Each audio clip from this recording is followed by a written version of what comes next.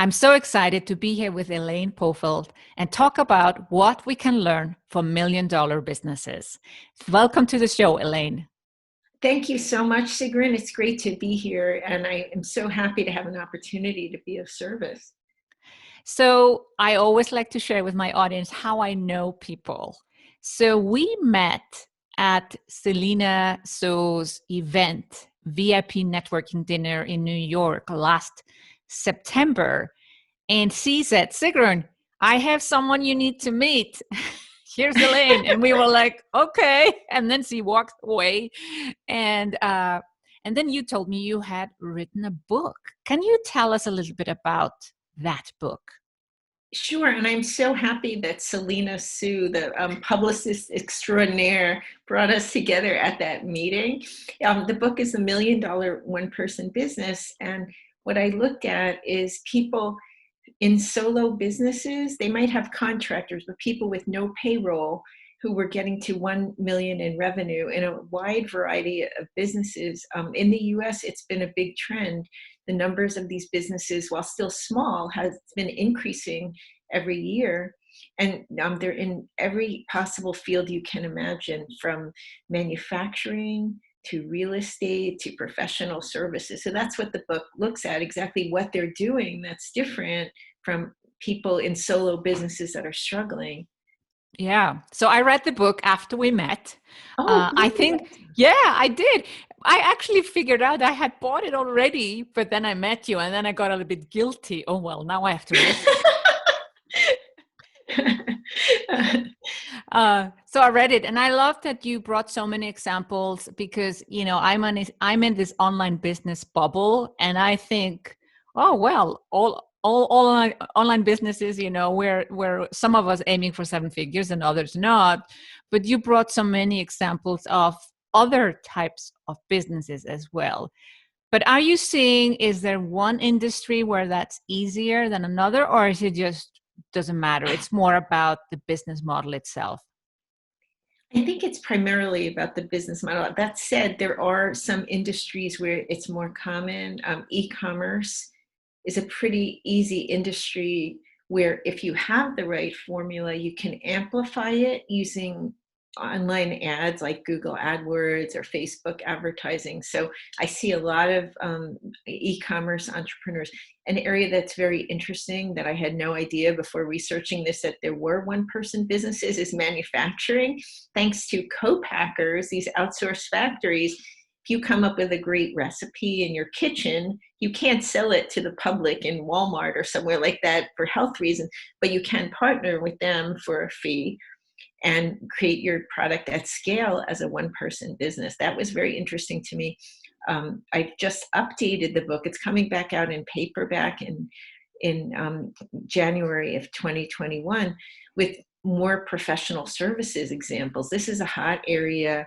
You have people that are really talented in their field who sometimes can charge high fees, but sometimes they come up with business models that generate recurring revenue, create more of a product out of their services. Some of them are doing informational marketing, similar to what you do. Maybe they create an ebook or they have paid online classes on Teachable or somewhere like that. Same with personal services, people like nutritionists, fitness trainers, people like that. A lot of them are becoming influencers and they're able to scale their messaging. There's also real estate. That's something available to almost anyone if they can save money. You can invest in, say, a duplex and live in one of the apartments and rent out the other one. I have one of the entrepreneurs in the book, at the time I had written about him, Corey Binsfield. He bought, it was like 112 properties in Duluth, Minnesota, over a period of many years. It was like one property a year. And now has even more than that. When I just spoke to him, and he loves riding his bike or skateboard around Duluth, Minnesota. It's not as expensive a market as, say, San Francisco, where he had been living. So it's accessible. And he's done quite well with it. He's a financial planner, and he actually makes more from the real estate business. So it's been very exciting to see all the different things people are doing. What they have in common, though, is they are optimizers, right? They use whatever resources they have to the max. Some have a lot of startup capital, some don't have any. Some are introverts, some are extroverts, some have a deep corporate pedigree, some are high school graduates. It doesn't matter. What they do is they optimize what they bring to the table in very creative ways, and that is what they all have in common. I love that. So even if they look like so different, and yes, what they have in common is they have contractors instead of employees, and they're one people businesses optimizing. I love that you say that. Yeah. So how did you find all these people? Oh, it's such a crazy story, Sigrun. I write a blog for Forbes, and I have to write 5 blogs a month. And sometimes by the time I get to number 5, I'm running out of ideas. So I was Googling around for inspiration, and I came across the Census Bureau's non-employer statistics. And those are about businesses with no payroll. And you can sort of see how the non-employer business is regarded by the fact that it's called non, right? Yeah, Non-entity. it's like But it's I less thought that, valued. It's not so important, or not considered maybe by outsiders to be important. exactly. But when you look at it, in our country, there are about 28 million small businesses, and 81% are non-employer businesses. So this is the vast majority of Mhm. businesses. And it occurred to me that people aren't being forced into being one person businesses. A lot of people like it. They love to travel light and have the freedom. So I started poking around these numbers, and I noticed that there was this pocket of businesses bringing in generally 1 to 2.49 million in revenue. There were some that were over 5 million, but it was a very small number. But this area was pretty robust, and it was growing. So I wrote this piece with the statistics only, because you have no way of finding out who the entrepreneurs are from the Census Bureau. It's an anonymous survey. And I said, well, first I wrote it, and this piece goes totally viral. And I thought, well, that's interesting. It's just statistics. People are saying, Elaine, this is a cliffhanger. You haven't told us who the entrepreneurs are. You have to find out who they are. So I wrote to the readers of Forbes, and it was like over a period of a year, I got 5 messages from different entrepreneurs who were doing this. And so, some of them were Rachel Charlupski, who is still in business. She runs the babysitting company. It's this high-end babysitting service for hotels, and all of her babysitters are contractors. And then Alan Walton, he was an e-commerce entrepreneur. He runs Spy Guy, which has, they're called nanny cameras in the US. I don't know what they're called in other countries, but to protect children and elderly people from abuse. And Dan Mezeritsky, he's a fitness trainer. He licensed his methodology to other fitness trainers under his brand, people who maybe weren't so strong on marketing themselves and like to be part of a brand. Mm-hmm. And that's how he grew his business, and so on. So that post, when I had those entrepreneurs in it, went even more viral. It's like my number 1 post of all time. So then I realized people are very interested in this, and I kept covering it every time one of them would reach out to me.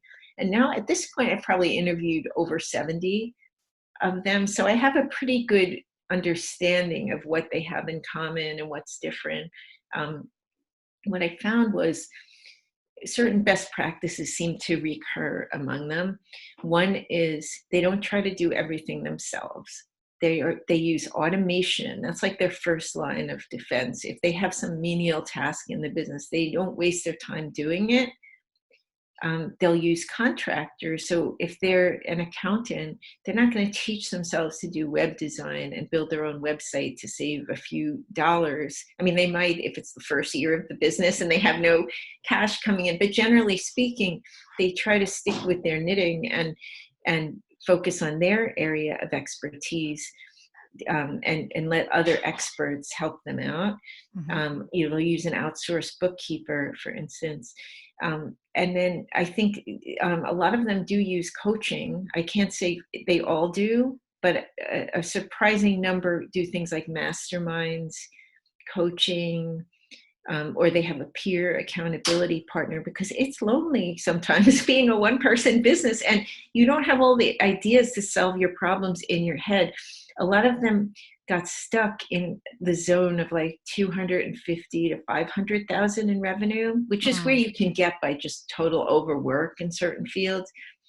And they couldn't push past it. And that was when they would bring in somebody or talk to a group to try to find out how to distance themselves from the business. So they're working more on strategy and thinking like an entrepreneur and business development and not getting caught up in the weeds. I mean, it's a similar mindset in a way to the E-Myth, but they're not doing it with employees.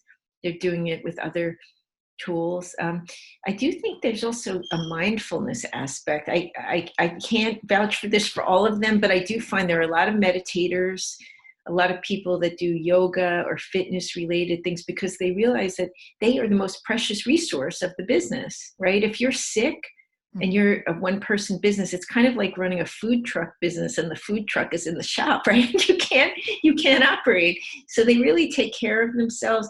They seek community. I find that some are extreme introverts, some are extroverts, but they find a way to connect with other people, which brings a lot of emotional support. So it's been really interesting to see, and I find them to be very generous. They're very charitable. They're not trying to have more money than anyone else. There's a certain baseline you need to live in certain places. Like if you live in New York City or Los Angeles or some of the big cities with a family, if you bring in 1 million in revenue, generally speaking, they're taking home after taxes and everything else, $200,000 to $400,000 in income. So that's an upper middle class income, but they're not wildly rich. They're people that value their lifestyle. In some cases, they've gone on to scale. That's what I found when I updated the book, which maybe in those cases, they're letting go of lifestyle a little bit because they're scaling like a traditional startup. But they have that option, which is nice, right? You can stay small, have a wonderful boutique business, or choose to take this thing as far as it will go. That's an option you don't have if your business is not really bringing in profits and revenue, like a lot of small businesses. Yeah. So what are you seeing some of these businesses doing right now, as the economy is hit very hard? What do these $1 million businesses, what are they doing? What can we learn from them? Well, they think very differently, Sigrun. It's funny because I have so enjoyed reaching out to them this week, because I'm covering a lot of things that are really depressing. And I find myself looking for distraction by watching stupid cat videos on the internet, because the whole situation is very dire. We have a major worldwide pandemic and economies are crashing. A lot of small businesses are running out of money. We have, on the day that we're talking, the stimulus package was just voted on in the US, and people are waiting with bated breath to see, will there be aid in there for my business? A lot of the people with payroll are under a lot of pressure, but even the one-person businesses are. So I thought, let me see what they're doing, because they think differently. That's why they are $1 million one-person businesses. And what I found is some of them are using it as an opportunity for networking. I spoke with Steve Ferreira, who's in the new updated version of the book. He is a shipping auditor. And obviously shipping has been greatly disrupted at this moment in time. And what he's doing, he's on LinkedIn and he's reaching out to potential contacts and using it as a really powerful networking time. I spoke with Elisa Shiro, who is an event planner. Her business is at a complete standstill as far as live events. So what she did was, first of all, deepened her relationship with customers. She's been renegotiating the contracts for everyone who had live events. So she sprung into action immediately. And then she thought, well, what can I do if I can't do live events? So she's doing virtual events. She shifted gears into that, and it's an area of business development. I know she had been talking about it with me prior to this happening, but she took this impetus to act, and she just sprung into action basically the next day. And thought, this is really helpful. Jason Vandergreen, he does a business that does CAD design. He's like an engineering design. He has a network of around 40 contractors around the world. And he noticed that his Google ads were getting cheaper and cheaper. So he investigated and he found out that a lot of his competitors were not advertising anymore, and it drove the price down because they're not virtual. They weren't set up to work if people were not able to come into the office. So he doubled down on his ads, and he's using it as an opportunity to grow his business, to get more work to his contractors, who some are in very hard hit countries, some are not, but to keep the cash flowing to his team, who are all small businesses themselves. And so I felt so positive after talking with them, because I thought sometimes, especially for people who are really challenged right now, maybe clients are not paying them, sales are not coming in, there's a feeling of panic for people. Like, is this thing that I've been building and counting on for my income going to just disintegrate? And you realize there's something that all of us can do in these situations if we think creatively and keep panic at bay. And I think that's an important thing to do. I find, a lot of them say that they've been taking time to exercise and that sort of thing. I've been trying to follow their lead and live streaming my yoga class, my yoga school. I'm so grateful to them. They have been live streaming 6 times a day so that we can do yoga. And I got up this morning and did it, and it really changed my outlook as I have to go in and report on this stuff today. And I think we should all be doing that, trying to keep ourselves as calm as possible. Allow maybe 10 minutes a day for a total freak out, and then return to, let it go, and then return to normal, and surround yourself with positive people who are finding opportunity in this situation. Because even if you're stuck at home, as long as you have an internet connection, even if you don't, right, say it goes out, you can still use your phone. Use this opportunity to do things you've been putting off in your business. I find there are a number of businesses that are also pivoting, that have been doing things in person, that are taking their business online. I just spoke with one entrepreneur who does in-person birthday parties for children. He has a franchise. Now, he's way beyond $1 million one-person business, but the franchisees, some of them are one-person franchises. And they started virtual birthday parties for all the kids who missed their birthday party this month. I know I have a 10-year-old son. He was invited to 3 birthday parties this month. These poor boys, they can't celebrate with their friends. So I thought, what a wonderful idea, to make it a special day. So there's always something that you can do, even if no money is coming in, because you're planting seeds now that will come in later. I think some people may have to take some of the emergency jobs that are out there temporarily, like loading packages for Amazon or whatever, and just do it to bring money in temporarily. There's no shame in that. If you have no money coming into your business, you're keeping the lights on so that you can get back into the ring as soon as this is all over. And it will be over at some point. We don't know when, and it's going to be later than we think, but it will be over, like all the other crises that we've been through. I love that you mentioned the example with the Google ads. We've already seen a dip in Facebook ads as well. And I've told my team, let's take an advantage of that, because now all the shops, the offline shops, are closed, and we're not competing with them. If we're competing with anyone, it's someone is in a similar situation, an online entrepreneur that has a 7-figure business. But, there's less of those. So I think double down on marketing in general, whether it's paid or organic, it's perfect timing right now, especially when there's many who don't. Oh, I think you're so right about that. Yeah, I think people tend to cut back on marketing because they think no one's buying. And I saw that in the last recession, the people who doubled down on their marketing, in the beginning, you don't get a return on it sometimes. But then what happens is later in the year or early next year, you'll suddenly start seeing the results of all that you've been doing now. And you don't have to spend money necessarily. I see a lot of people doing online seminars for free. I see business coaches offering free coaching sessions.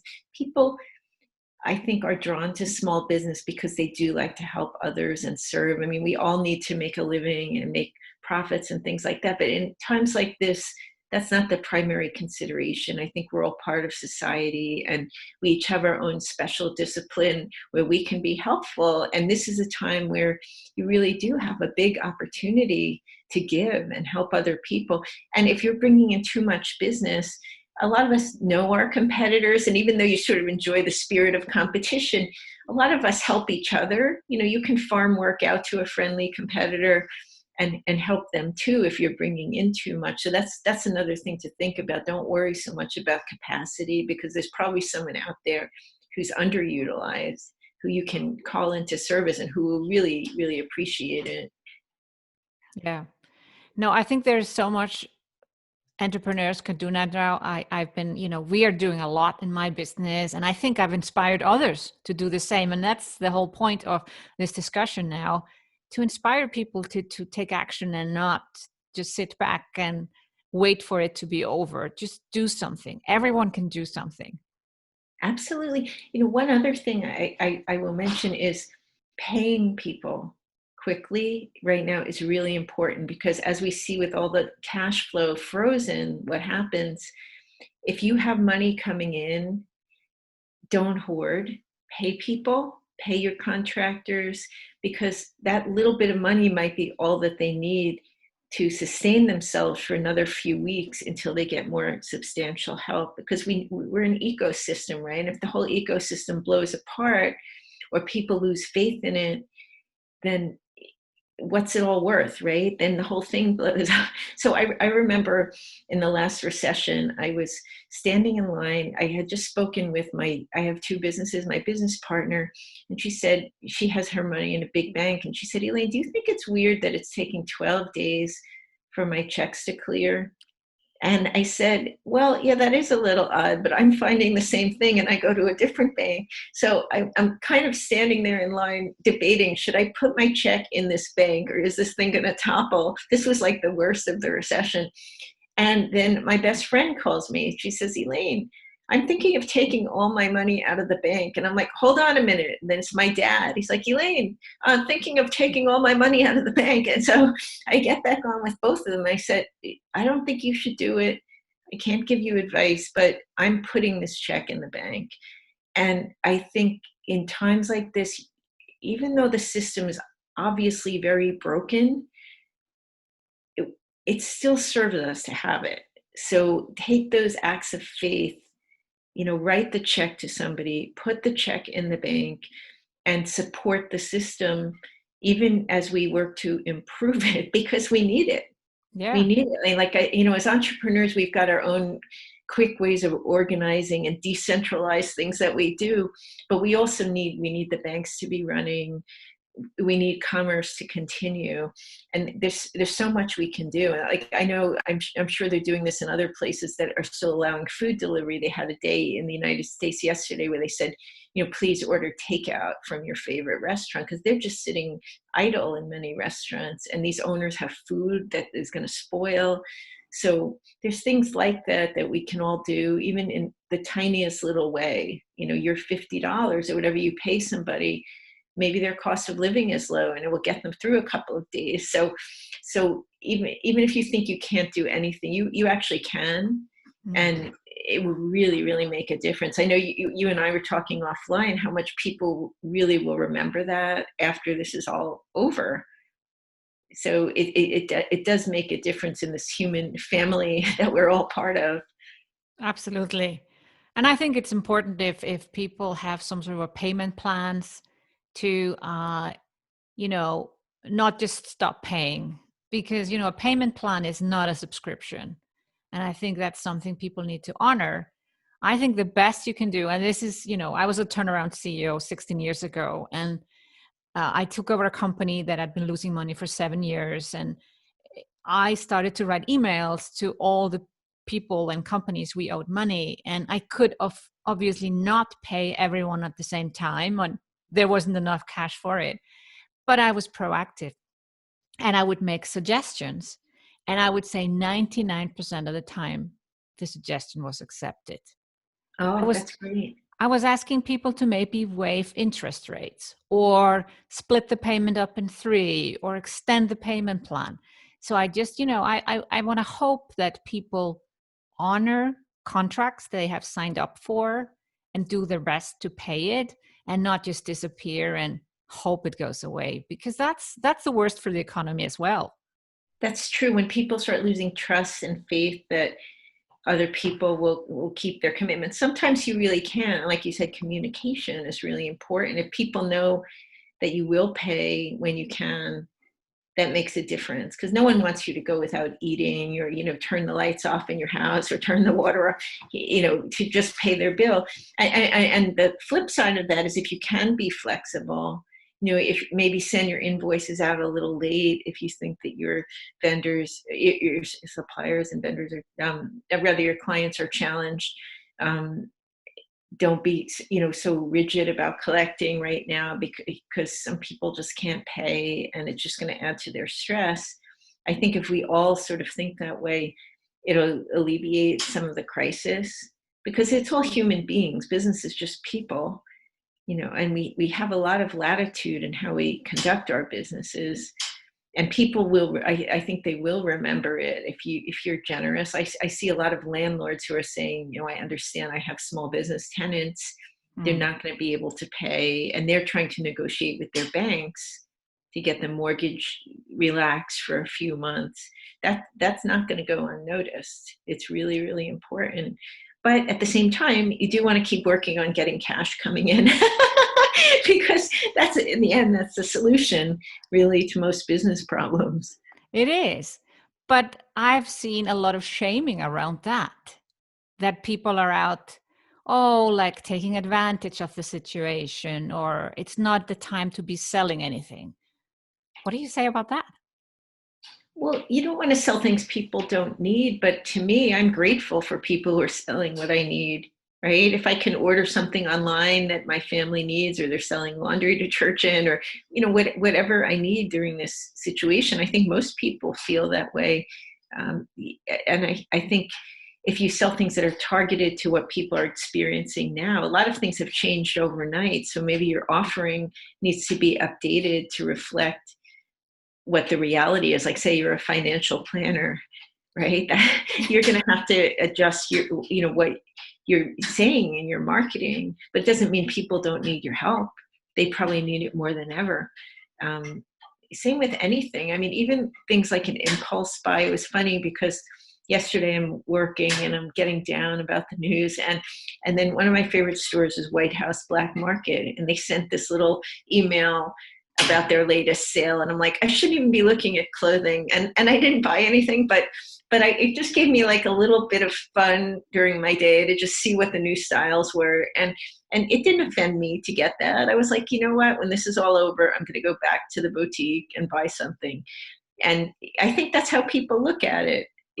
There's nothing insensitive about it if it's done in the right way. I mean, it was funny because I did get one of my credit card companies sent a note, and it was like, we hope you're okay during the crisis, and remember to pay your bill. I thought that was really kind of tone deaf, and I actually had paid the bill, but I thought for someone who was hurting, at that moment and couldn't pay the bill, they'd be pretty bummed out to get this. And I thought, wow, they need a good corporate communications person to think about the tone of this a bit. And it was funny because someone else mentioned it to me. They got this, it must be like a mass email that they send out. So you can make mistakes in communication. It's important to think about, if the person receiving it is in trouble right now financially, how will they feel getting this, and be sensitive to it. But there's so many valuable things people are selling right now that I don't think you should really stop selling. And I'm sure the $1 million businesses and beyond that you've been talking to lately are not stopping They're not selling. stopping. No, they're all going strong. I mean, certain people sell different, like Elisa Shiro, she's an event planner, right? You're not going to be actively selling live events, right, at this moment, or maybe you would be, but it would be going into the end of the year, early next year. But there's still so much you can market and sell, and people understand you're in business, you have to make a living, and there's so many opportunities we put on the back burner. I think business development, especially in a one-person business, gets so neglected. And we're always like, oh, I should do this thing online, or I'm going to convert this over, or I'm going to do some sort of recurring revenue stream.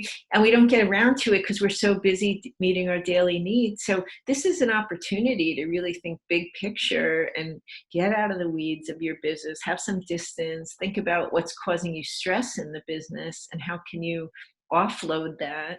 I know a couple of years ago, I remember like for me, bookkeeping always caused me stress. I hated entering everything into the program and I'd be so behind on it. And then I would have to spend a whole weekend doing it. And I remember when it was a beautiful weekend, my kids want to go outside and I'm in the house doing that. And I was like, this is insane.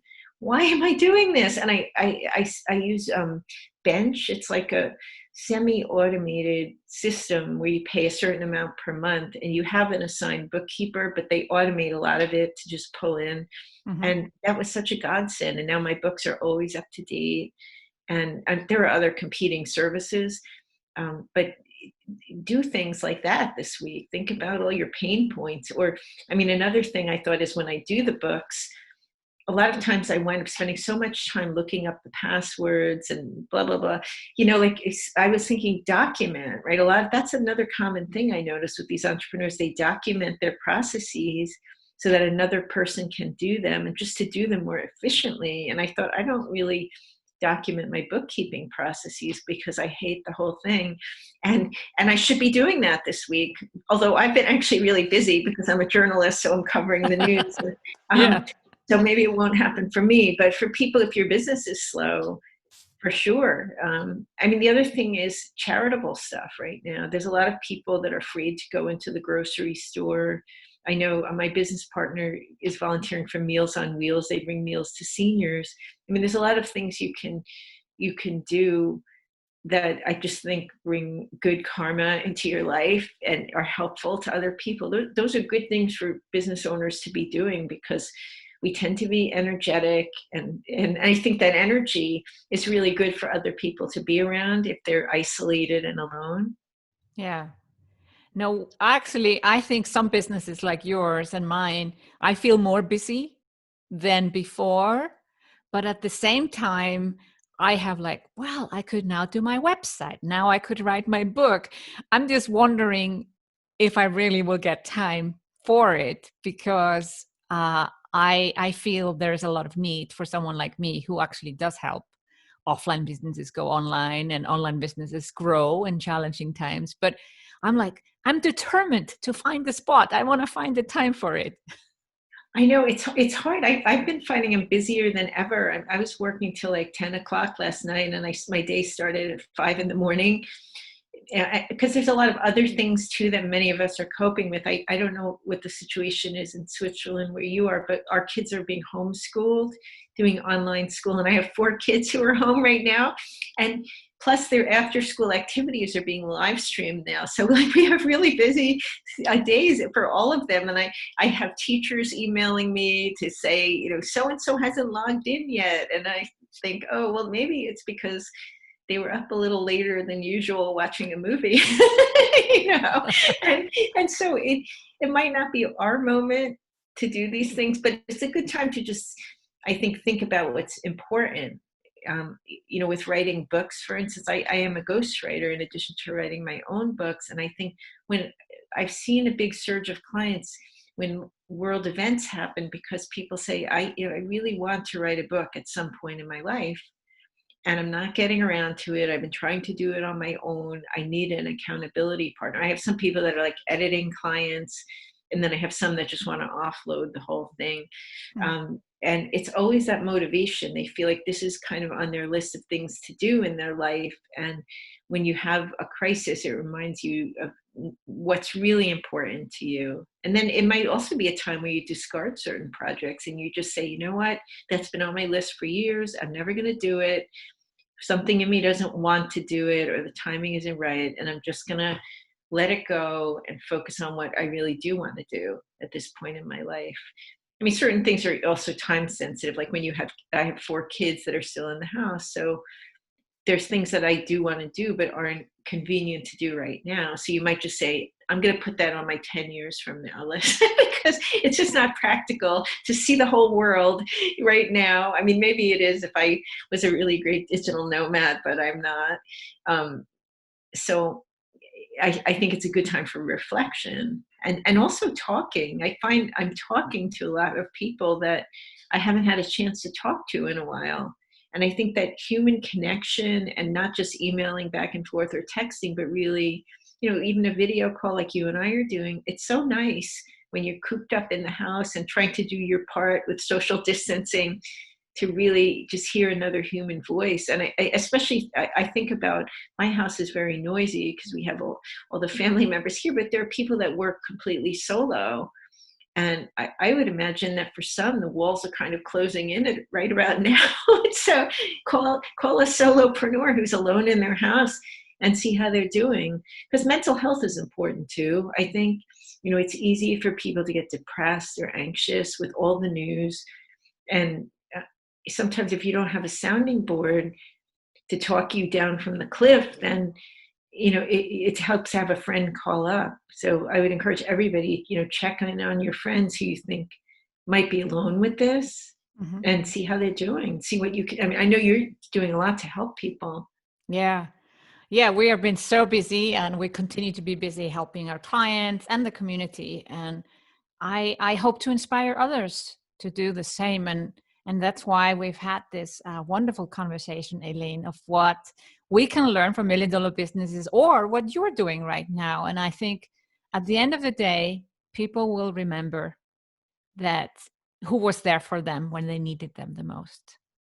I think you're so right about that. And I'm really looking forward to your continuing online programming. I'm very, very excited to see it because it really is needed. I've been going to some of these events, and I find that it's such a bright spot in my day to just see all those entrepreneurial people on the screen and just reconnect with why I'm doing this.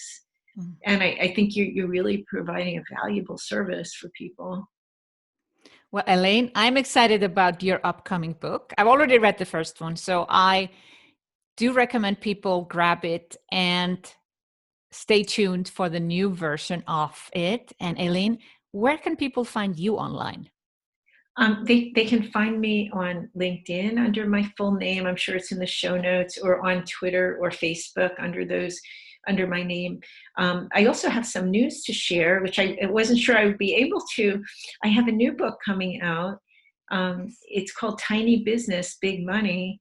And it looks at businesses that are getting to that next stage of building small teams, whether it's a contracted team or whether they have 1 or 2 employees, because I realize there's not that much difference really. Like if you have one admin and it's pretty much all you running the business, you're not that different from the $1 million one-person business. These are all $1 million plus businesses, but looking at how do you put the systems in place and how do you build a culture when it's 3 people, and the things that I never see in any book, but I hear people talking about a lot. So that book will be out in September after the January release of the paperback of the first book. So I'm going to be busy writing. I should be writing it right now as we speak, but I'm too distracted by the coronavirus crisis.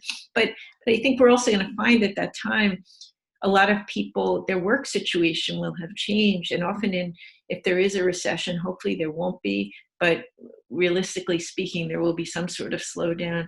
Starting a business can be a great way to get back on your feet financially, or starting a new business or a new line of business can be really good for people if their business no longer holds up, because everything changed overnight with this thing. Some things will go back to the way they were, but some things will not. And we're not going to know what those things are until a few months pass. So I think it's important to keep on reading, educating yourself. I mean, online on LinkedIn and other places, the programs that you're doing are really informing people in real time. And I'll be reporting on that. So I encourage people to reach out to me too. If you are running a tiny business that makes big money, let me know. And I'd love to know what you're doing to grow the business. Fabulous. Oh, excellent. I'm excited about both of your books. And we will link everything up in the show notes. Elaine, it's been a pleasure to connect with you. I hope we meet again in New York I hope whenever that will be possible. you know what's so funny, Sigrun? I mentioned I have 4 kids. I rarely get out at night. I have no evening social life whatsoever. That was one of my rare journeys out. And some people were mad at me when they heard that I went to it because I couldn't come to their events at night. But my kids' evening schedule is so difficult. So it was like fate that brought us together that night. So I'm glad we connected. Hopefully the next time I get out at night, I'll see you there. Yes, I'll see you there. Well, I don't believe in coincidences, so it was all meant to be. It was Thank you meant for to be. being on the show. Thank you.